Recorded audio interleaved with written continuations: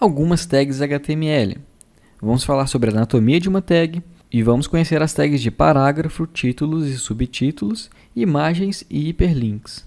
Uma tag ela é formada por uma tag de abertura, uma tag de fechamento, o que está dentro dela chamamos de conteúdo, e o conjunto da obra, tag de abertura, conteúdo e tag de fechamento, a gente chama de um elemento. Então isso aqui, tudo que a gente está vendo, eu posso falar que é um elemento H1. As tags de abertura, elas podem ter atributos. Por exemplo, a tag de imagem possui um atributo que chama src. E esse atributo serve para a gente indicar qual que é a imagem que a gente quer mostrar. Reparem que não deve haver espaço entre o nome do atributo, o igual e o valor do atributo. Se você escrever algo desse jeito aqui, vai dar erro. Temos a tag de parágrafo. Ela abre e ela fecha, e o nome dela é P. E reparem que as quebras de linha dentro desse parágrafo são feitas automaticamente. No meu arquivo HTML, desse exemplo, eu coloquei essas 4 linhas dentro do meu parágrafo. Mas reparem que, quando o navegador foi mostrar esse parágrafo, ele precisou só de 2 linhas. Tags de subtítulos e títulos. Temos a tag H1, e ela representa títulos de primeiro nível. Temos as tags H2, que é um subtítulo. Também temos tag H3, H4, H5 e H6. Isso quer dizer que eu só posso ter 6 títulos na minha página? Não. Quer dizer que você pode ter apenas 6 níveis de títulos. Então, você pode ter um título, um subtítulo, subsubtítulo, subsubsubtítulo, até 6 níveis para baixo. Mas quantos H1 você pode ter? H2, H3? Isso aí é infinito. A tag de imagem é a IMG. Nesse exemplo, eu estou mostrando uma imagem que está hospedada em outro site na internet. Para eu poder fazer isso, eu tenho que usar uma URL externa, ou seja, vai ser uma URL completa mostrando qual que é o protocolo, qual que é o nome do computador, qual que é o caminho e qual que é o nome do arquivo. Então, isso é uma URL externa. Uma URL interna é uma URL que aponta para um arquivo que está no próprio computador. E essa URL interna, ela pode ser absoluta ou relativa. Vamos ver as diferenças.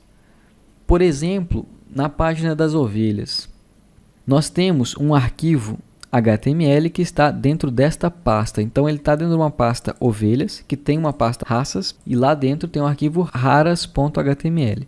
Dentro dessa mesma pasta, nós temos uma imagem, que é o pirataovelha.jpg.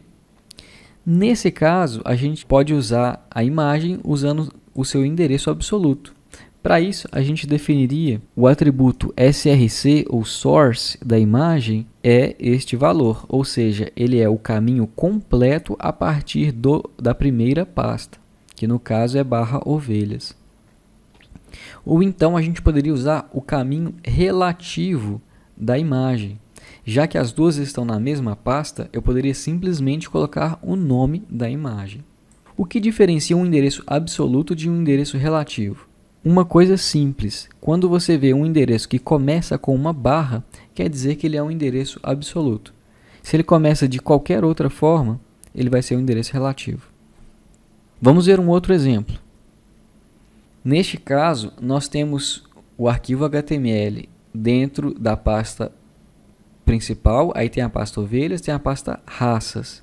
Aí está o arquivo HTML. Mas dentro dessa pasta raças, temos também a pasta imagem, e lá está a imagem da pirata ovelha. Se a gente quiser usar a imagem usando um endereço absoluto, então a gente vai colocar /ovelhas, /raças, /img, /pirata ovelha, o caminho completo. Mas a gente pode usar simplesmente o endereço relativo, que é o que a gente mais faz. Então, o endereço é relativo ao local onde o arquivo HTML se encontra. Nesse caso, ele se encontra dentro da pasta img/pirataovelha.jpg. Vamos ver mais um exemplo. Agora, o arquivo HTML continua no mesmo lugar, mas a imagem ela está uma pasta acima. Como que a gente referencia essa imagem então? Usando o endereço absoluto, é o caminho completo para a imagem. Então, /ovelhas, /pirataovelha.jpg. O endereço relativo, a gente usa ... para indicar que a gente quer voltar ou subir uma pasta, e daí o nome da imagem, Pirata Ovelha. Se a imagem estiver, por acaso, 2 pastas acima, o que a gente faz? Para fazer o endereço absoluto, a gente vai colocar que a imagem não está dentro de pasta nenhuma.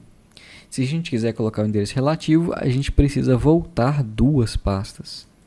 Se a gente tiver uma imagem 3 pastas acima, é só voltar 3 vezes, e daí em diante. Sumarizando, as URLs absolutas e relativas para imagens, por exemplo, ou qualquer tipo de recurso. Se nós temos o arquivo HTML, a nossa página está dentro dessa pasta, e a gente quer referenciar essa imagem a.jpg que está aqui. Usando um endereço absoluto, a gente vai referenciar assim, endereço relativo, ... a.jpg. A imagem B, a gente vai voltar uma pasta ou colocar que ela está simplesmente dentro da pasta ovelhas, e por aí em diante. A tag de hiperlink serve para a gente criar uma ligação da página atual para algum outro recurso, que pode ser uma outra página ou pode ser um arquivo. Se a gente quer criar um link com um recurso externo, como por exemplo para a página do Google, eu vou usar uma URL externa. Se eu quero criar um link para uma página interna ou para um arquivo interno, eu posso usar tanto uma URL absoluta quanto uma URL relativa. Como que o navegador decide como que ele vai exibir essas tags HTML que a gente está usando? Ele possui alguns estilos padrão. Por exemplo, se você não definir uma cor, ele vai usar a cor preta. Se você não define a cor do fundo da página, ele vai considerar que é branco. E por aí vai. Contudo, é possível criar os próprios estilos. E para isso a gente vai usar a nossa segunda linguagem, que é a CSS.